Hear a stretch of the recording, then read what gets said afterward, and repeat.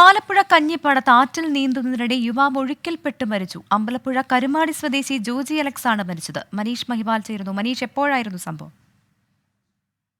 ഇന്ന് ഉച്ചയ്ക്ക് ശേഷമാണ് ഈ അപകടം ഉണ്ടാകുന്നത്. നീന്തതിനിടയിൽ അപസ്മാരം ഉണ്ടായതാണ് വെള്ളത്തിൽ മുങ്ങിപ്പോകാൻ കാരണമെന്നതാണ് നിലവിൽ ലഭിക്കുന്ന പ്രാഥമിക വിവരം. ആലപ്പുഴ കഞ്ഞിപ്പാടത്താണ് ഈ അപകടം ഉണ്ടായത്. പൂക്കേതയാറ്റിൽ നീന്തതിനിടെയാണ് അവനെ കാണാതായിട്ടുള്ളത്. കാണാതായി മൃതദേഹം ലഭിച്ചത്. അമ്പലപ്പുഴ കരുമാടി സ്വദേശി ജോജി അലക്സിന്റെ മൃതദേഹം നിലവിൽ ഒരു അരമണിക്കൂർ മുൻപാണ് കണ്ടെത്തിയിട്ടുള്ളത്. മാതൃ സഹോദരിയുടെ വീട്ടിലെത്തിയതായിരുന്നു.